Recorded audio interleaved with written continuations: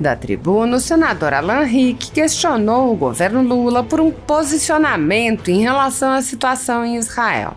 O senador apontou que, face à brutalidade dos ataques, era de se esperar uma reação clara e veemente do governo, mas isso não ocorreu. Ele afirmou que, desde o início dos ataques, já pediu informações e fez uma indicação ao Itamaraty, apresentou um voto de censura e assinou um voto de solidariedade ao povo de Israel. O senador desabafou. A vontade que nós temos é a de largar isso daqui, pegar em armas e ir lá ajudar aquele povo. É a vontade que nós temos, sinceramente falando, porque são nossos irmãos também. Em Cristo somos nação escolhida, povo de Deus, unidos na cruz do Calvário. Ver manifestações como as que aconteceram, inclusive hoje, em Brasília, senadores de grupos celebrando a resistência heróica daqueles bandidos criminosos.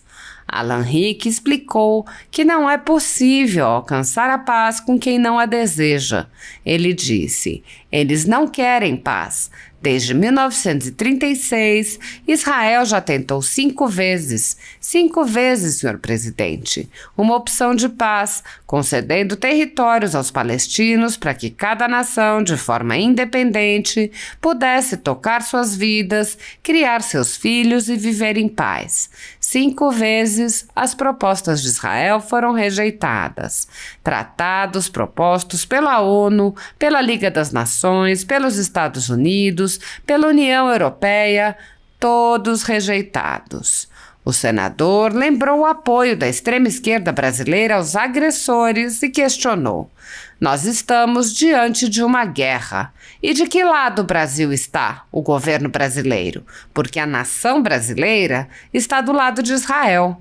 Essa é a pergunta que tem que ser colocada aqui. De que lado o governo brasileiro estará? Há mais de 10 anos, a Folha Política atua noticiando fatos, discursos, argumentos e denúncias que são obliteradas pela velha imprensa. Nosso veículo de imprensa dá voz às vozes conservadoras, ao anticomunismo, à defesa dos direitos fundamentais e da liberdade de expressão e de imprensa, além de trazer ao público os vídeos dos pronunciamentos de autoridades para que o público possa formar sua própria opinião sobre o que foi dito e não precise depender de relatos de terceiros. Quem controla a informação, controla em última instância a realidade. Grupos monopolísticos e cartéis que se associam com o intuito de barrar informações contrárias ou inconvenientes atuam em conluio com a finalidade de aniquilar qualquer mídia independente, eliminando o contraditório e a possibilidade de um debate público amplo, honesto, abrangendo todos os feixes e singularidades dos mais diversos espectros políticos. Controlando as informações, o cartel midiático brasileiro tenta excluir do debate e, em última instância, da vida pública, os conservadores e os veículos que dão voz a essas pessoas.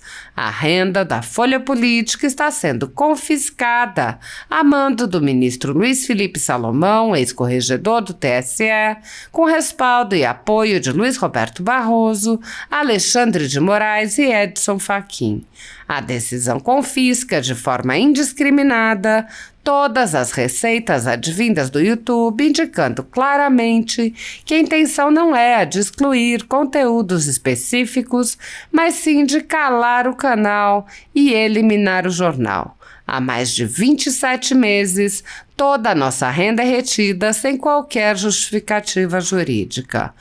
O atual corregedor Benedito Gonçalves impôs novas restrições ao canal a pedido da coligação de esquerda que disputou a eleição.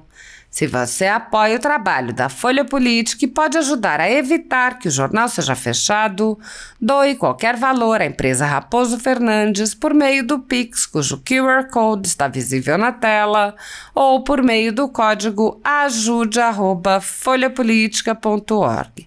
Caso não utilize Pix, há a opção de transferência bancária para a conta da empresa Raposo Fernandes, disponível na descrição deste vídeo e no comentário fixado no topo. Há mais de 10 anos, a Folha Política vem mostrando a realidade da política brasileira e quebrando barreiras do monopólio da informação. Com a sua ajuda, poderá se manter firme e continuar a exercer o seu trabalho. pix@folhapolitica.org. Assista. Senhor presidente, em primeiro lugar, eu quero me solidarizar com a dor dos nossos irmãos em Israel, com a dor de pais e mães, senador Magno Malta, senador Seif, que perderam seus filhos, suas esposas, seus bebês, brutalmente, num ataque sem precedentes de um grupo criminoso, de senadora Dorinha, e que infelizmente ainda recebe o apoio de grupos extremistas de esquerda do Brasil, que celebram o ataque criminoso desse grupo. Senhor presidente, é impossível mensurar a dor de um pai, de uma mãe, de uma avó que perdeu seus filhos, seus entes queridos, seus netos, de forma tão brutal, de forma tão covarde. Obrigado, senador Magno Malta. Como que aconteceu desde sábado, quando nós fomos surpreendidos pela barbaridade perpetrada por esse do Hamas. Eu enviei um pedido, senador Magno Malta, de informações ao Itamaraty, questionando o porquê de o governo brasileiro não reconhecer oficialmente os como terrorismo e porquê não ter condenado oficialmente. Fizemos uma indicação ao Ministério de Relações Exteriores, sugerindo ao governo brasileiro que tome esse posicionamento de reconhecimento do grupo Hamas como... Apresentamos um voto de censura e assinei o voto de Vossa Excelência, se solidarizando com o povo de Israel. É o mínimo que podemos fazer. A vontade que nós temos, senador Seif, é de largar isso daqui, pegar em armas e ir lá ajudar aquele povo. É a vontade que nós temos. Sinceramente falando. Porque são nossos irmãos também. Em Cristo somos nação escolhida, povo de Deus, unidos na cruz do Calvário. E ver manifestações como que aconteceram, inclusive hoje em Brasília, senadores, de grupos celebrando a resistência heróica daqueles bandidos criminosos, assassinos. Sabe quando teremos paz no Oriente Médio? Nunca. Porque está no Estatuto do... Não um Estado independente palestino. Não está isso no Estatuto. Está no Estatuto a destruição do Estado de Israel. É o que está no Estatuto deles. Eles não querem paz.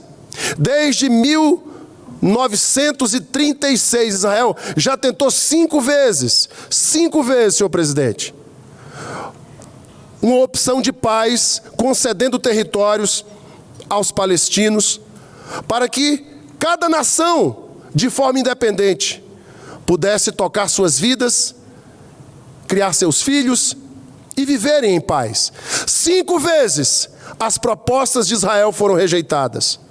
Tratados propostos pela ONU, pela Liga das Nações, pelos Estados Unidos, pela União Europeia, todos rejeitados.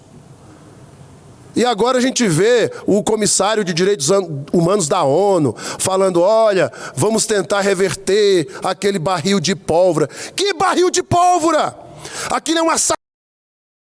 Aquilo sim é...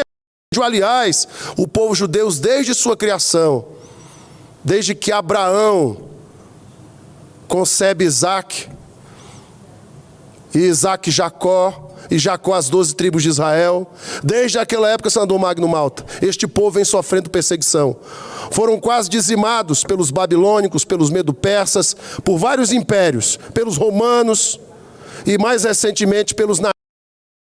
Engraçado é que quando um manifestante de direita defende algum princípio, como a vida contra o aborto, contra as drogas, olha, esses fundamentalistas nos tratam. Você já pensou que loucura? E esses mesmos radicais extremistas de esquerda batem palmas e aplaudem dentro do Estado de Israel. É de se pensar, o que essas pessoas têm no coração? Se elas não entendem que um dia se verão diante do seu Criador, cada um de nós daremos conta do que fizemos, daquilo que apoiamos, daquilo que pensamos, daquilo que nós dedicamos à nossa vida. Um dia, todos nós, essa vida é muito rápida. A nossa passagem na terra é como um sopro, é como uma vela ao vento. E eu faço, nesta tarde, início de noite, essa consideração.